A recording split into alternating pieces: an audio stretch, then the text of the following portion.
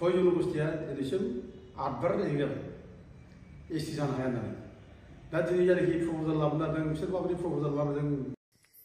नोंथांमोननिसिम मोनसे खौरां लाना फैदों दाथ' गोबां दावराव दंना एसटि दाबिनाय एसटि होनायनि सायाव गोबां दावराव दावसि नोंथांमोनाबो नुनो मोनदों बा नोंथांमोनाबो खोनानो मोनदों जितु 6 जनजातिफोरनो एसटि होनाय बा एसटि बिथांमोना एसटि दाबि होनायखौ ना दा बेखौनो लानानै बिथां दावराव देख्रेब सारा नार्जारि सारा खोथा बुंफैनायखौ जों नुनो मोनदों माने बिथांखौथ' गोबां खोथा बुंफैदोंमोन ना खायसेफोरा कमेन्टआवबो गोबां माने कमेन्ट होगासिनोमोन बिथाङा माव थांखो मासि रोथाखो ओरै थोरै हेन तेन गोबां खोथा जों नुबाय थानो मोनदों दा बेखौ लानानै बिथाङा फाइनालि दा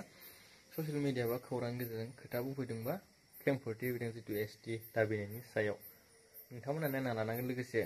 बिथाङा क्राइटेरियाखौ बुंदों जितु एसटि मोनोबा मा मा क्राइटेरिया नांगौ आरो लोगोसे मा मा खहा जागोन गोबां खोथा नोंथांमोना बे भिडिअनि गेजेरजों मिथिनो हागोन आरो बेनिबो गुबुन गुबुन खोथा नोंथांमोना मिथिनो हागोन नोंथांमोना भिडिअखौ जोबजासिम नाय जनगोष्ठिखौ जे एसटि होनायनि लाहार फाहार खालामदों माने आसाम सरकारा दा बिनि सायाव रिएक्सन जादों आरो सिजिट'आ आन्दलन खालामदों आन्दलन खालामनायखौ आं मोजां मोनदों खालामनांगौ आन्दलना जानांगौ आरो खुनु प्रकारै बे 6 जनगोष्ठिखौ एसटि होनो नाङा 6 जनगोष्ठिया एसटि जायोब्ला जोंनि थाखानाय एसटि जायनाखि मोनथायफोर दं बे गोमाजोबगोन एभ्रिथिं जोंनि जायनाखि राइट्स दं बिसोर बेखौ दखल खालामना लागोन दा गथे बे 6 जनगोष्ठिया एसटि जानायखौ आं खुनुदिन सापर्ट खालामा आरो जाहोनो नाङा आरो लोगोसे सिजिट'आ जा आन्दलन खालामदों आरो बेखौ मोजाङै खालामनांगौ दा आं बिनि डिमट नङा एगेन्स्ट नङा खिन्थु बाथ्रा मा सिजिट'आनि जायनाखि दैदेनगिरिफोर बिसोर दुरबल जों नुदों गोरासो जानांगौ आङो दा दाखालिनि जायनाखि प्रेस मिट माने टिभि टक श'आव आं नुदों बे जोंनि हारिनि हरफोरनि बाथ्रा बुंनाय बिसोर मोनसे कम्प्रमाइज जानो नागिरनाय कम्प्रमाइजिं टेन्डेन्सि जोंनि माने 6 जनगोष्ठिखौ बोरैबा एकमडेट खालामनो हायो नामा ट्राइबेलफोरखौ जाहाथे माबा जायाजासे बिदि बाथ्रा मोनसे दुरबल मोनसे स्टेन्ड लानाय नुदों दा दुरबल जानो नाङा दा गोरा जानांगौ बिसोर माने एसटि जानो नाङा आरो बिसोर क्राइटेरिया गैया आरो क्राइटेरिया मिलिनि थाखाय बिसोर मोना आरो माने संबिधानाबो दोना बिसोरखौ संबिधाननि 366 माने साबक्लज 25 आर्टिकेल बेयाव क्लियार बुङो बिसोर आसामनि ट्राइब्स नङा बे 6 जनगोष्ठिया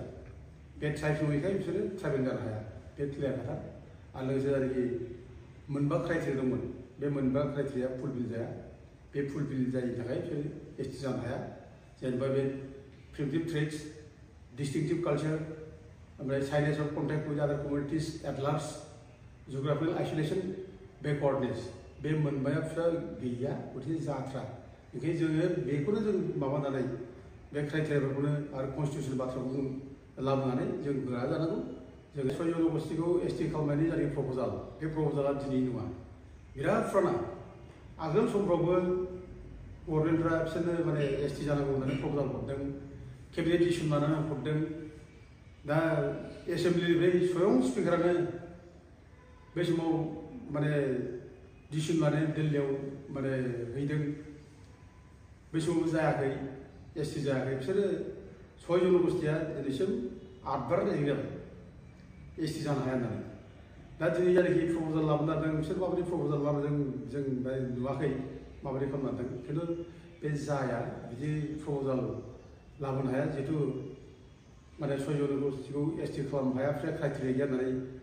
माने माबायानो आरजेआनो बेखौ रिटार्न खालामबाय दा बिदि आरो गोदानै माबे क्राइटेरियाखौ लानानै बिसोर आसाम स्टेट एसेम्ब्लिया बोरैहाय माने प्रप'जाल हरनो नागिरदों बे साननो गोनां बाथ्रा दा आं सानो बे जानाय बे इलेक्सन मोनसे ड्रामा बायदि आरोखि इलेक्सन ड्रामा बायदि जागोन बे जाया आरो जुदि बेखौ खालाममारोब्ला जोंनिल' बाथ्रा नङा दिनै अल इन्डिया दिनै 730टा ट्राइबेलफोर दं बे 730टा ट्राइबेलफ्राबो दिनै मोदोम नांगौ बेखौ लानानै बोरै माने क्राइटेरिया गैयै जाथिफोरनो बोरै एसटि नादों बोरै बिसोरखौ माने खुनु संबिधाननि खुनु नियम नितिखौ बारना माने मानियाजासे बोरै एसटि नादों बे कुइसन जागोन दा गथे बे एथ' गोरलै बे जाया जों सानो दा थेवबो जों गोरलै लानोबो नाङा बे माने बिजेपि आयेन सिफायनानैबो जुदि माने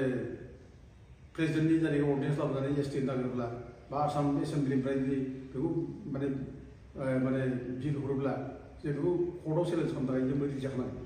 आरो जों बड'लेण्ड रुरेल सुरक्षा मन्थ्रनिफ्राय बेखौनो फोरमायनाय जायो जों एखे बिराद रेडि जों बेनि थाखायबो जों सिंजों सिं बेखौ लानानै जों सावरायगासिनो दङ फैसा थाखा नांगौ जों बेखौ बुथुमनानै जों प्रिपेयार जादों जेब्लानो जों आसाम एसेम्ब्लिनिफ्राय प्रप'जाल हरगोन बे प्रप'जालखौ जों खेसो फार्स्टआव जिहेतु बिसोर क्राइटेरिया गैया बिसोर संबिधाननि माने माबाबो मिलिया बिसोरना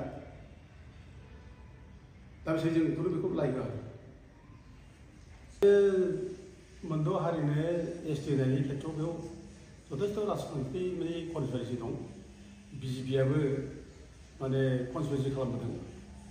जे जाहाथे माने भट जाहाथे मोनो गासिबो माबानिफ्राय ट्राइबेल होनायनि बाथ्रा बुंब्ला ट्राइबेल जाय मानसिनिफ्राय जाहाथे भट मोनो बे मोनसे ओमफ्राय लोगोसे जोंनि गेजेराव डिभाइड खालामनाय बेबो मोनसे आरो बेजों लोगोसे दिनै जोंनि गेजेराव गावजों गाव माने दायित्व सोलायनाय मानाय बे कनस्पिरेसि गावजों गाव हाद्रि सारलायनाय बेखौ जों नुदों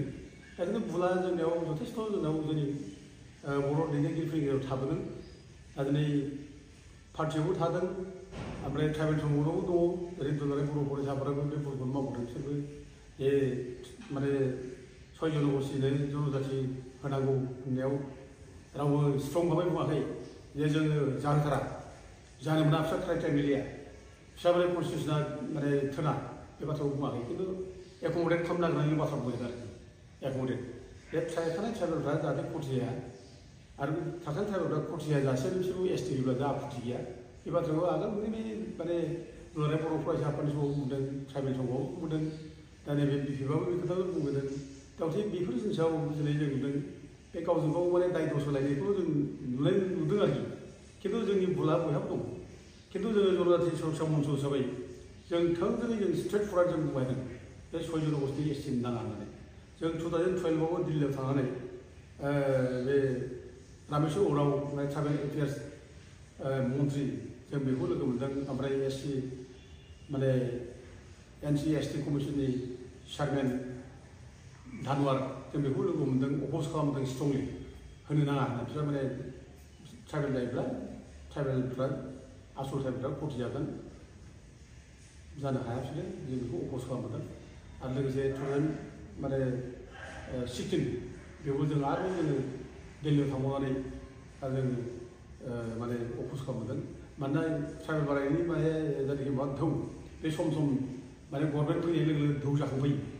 ट्राइबेल होनो नागिरनाय ट्राइबेल जानो नागिरनाय बे सम बे पलिटिकेल इस्यु बादि पलिटिकेल एजेन्डा बादि जादों आरोखि आरो बेखौनो जोंनि मानसिफ्रा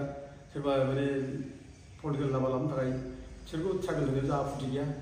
थाखानाय 6 जनगोष्ठीया जोंनि माने सिग्नेचार जानाखि ट्राइबेलफोर बे खथिबो जानो नाङा बिदि बाथ्रा बुंदों बे हिसाबै 6 जनगोष्ठीयाव लानानै राजनितिक कनस्पिरेसि खालामनाय गेलेबोनाय बे जाबोदों खिन्थु जोङो दिनैसिमबो जों बुंदों जे बिसोरखौ ट्राइबेल होनो नाङा ट्राइबेल जायोब्ला माने थाखानाय ट्राइबेलफ्रा खथि जागोन जों जोबस्रांगोन जों थारैनो दा गोख्रों स्टेन्ड थानायमोनब्ला दा दिनै बे सरनायफ्रा सार्टिफिकेट मोनामोन मानो सार्टिफिकेट सरनायफ्रा बिसोर ट्राइबेलानो नङा आरो दुलाराय बर' फरायसाफोराबो गोख्रों जायोब्ला बिसोर सार्टिफिकेट मोनामोन खिन्थु दुर्भाग्यआवहाय बै समाव मख'नाय जायो बै समाव जोंखौसो माने दाय होदों माने ट्राइबेल माने अना ट्राइबेल बिसोरो माने भुल बुजि लाबोनोसै दावराव खालामदों दावराव देखायनो हाया होननानै जोंखौसो बुंदों आरोखि फरायसाफोराबो बुंदों ट्राइबेल समाव बुंदों दा ओंखायनो जों दिनै लोरबां जानो नाङा माने 14था जायगाय ट्राइबेलफोर बे 14था ट्राइबेलफ्रा खुनु खथि जानो मोना आरो 14था माने ट्राइबेल बादै गुबुन जायनाखि माबाफोर दङ नान ट्राइबेल बिसोर सार्टिफिकेट होनो मोना सरनायफोरबो होनो मोना बर्मनफोरबो होनो मोना ओमफ्राय बे मदाहिफोरबो होनदों बेखौ होनो नाङा आं ट्राइबेल समावबो खावलायो जाहाथे बिसोरनो रावबो सार्टिफिकेट होआ बेयाव खावलायो जों जाय ट्राइबेलफोर थाग्रा ट्राइबेल बिसोरनो जाहाथे सार्टिफिकेट होयो आरो जों बे बिसोरनि थाखायल' जों जाहाथे माने माबा खालामो जोंनि अधिकारखौ जों जाहाथे बिना लायो आं बेखौ ट्राइबेल समावबो आरो दुलाराय बर' फरायसाफोरनो आं खावलायहरो नैबे भिडिअनि गेजेरजों नोंथांमोना अलरेडि मिथिबाय बा नुनो मोनबाय बिथां दावराव देखेर नार्जारि सारा मा खोथा बुंलांखो लोगोसे दा जितु 6 जनजातिफोरा एसटि दाबिबाय थादों बेनि सायाव बिथाङा खोथा बुंलांबाय माने बिथांमोननि एसटिखौ होनो नाङा होयोब्ला जोंहा गोबां खहा जागोन आरो मा खहा जागोन बेखौ बुंदों लोगोसे बिथांमोना जिखिनि एसटि मोननांगौ क्राइटेरिया दं बेखौबो बिथांमोना गैया माने क्राइटेरिया गैया होननानै बुंदों आरो लोगोसे मा क्राइटेरिया गैया बेखौ बिथाङा बे भिडिअनि गेजेरजोंनो फोरमायलांदों आरो गोबां नोंथांमोना मिथिफेरै खोनाफेरै एसेबाबो खोथा मिथिनो मोन्दों बा बुजिनो हादों। लोगोसे दा जिथु थाखानाय ट्राइबेलफोरा दा जिथु 6 जनजातिफोरा ट्राइबेल बा एसटिनि थाखाय दाबि खालामबाय थादों, बेयाव होबथानाय हाबाफारि दा थाखानाय ट्राइबेलफोरा लाबाय थादों, बेखौ बिथाङा मोजां मोनदों होननानै खावलायदों बा खौरां गेजेरजों खावलायदों बा बुंदों आरोखि। लोगोसे जिखिनि राजखान्थियाव खोथा बाहायबाय थादोंमोन एसटिखौ लानानै, बेफोरनि सोमोन्दैबो बिथाङा एसे बुंलांनायखौ जों नुनो मोन्दों। भिडिअखौ बारा गोलाव खालामबाय थालायला, नोंथांमोना मिथिखाबाय बा नुनो मोनबाय बिथाङा मा मा फोरमायलांखोना। लाइक खालामना होदो भिडिअखौ मोजां मोनदोंबा। लोगोसे नोंथांमोना बेनि सायाव मा बुंनो सानो कमेन्टआव लिरहरनो हागोन। लोगोसे चेनेलाव गोदानब्ला साबस्क्राइब खालामनानै ला, जाहाथे गोदान भिडिअ नोंथांमोना बे चेनेलनि गेजेरजों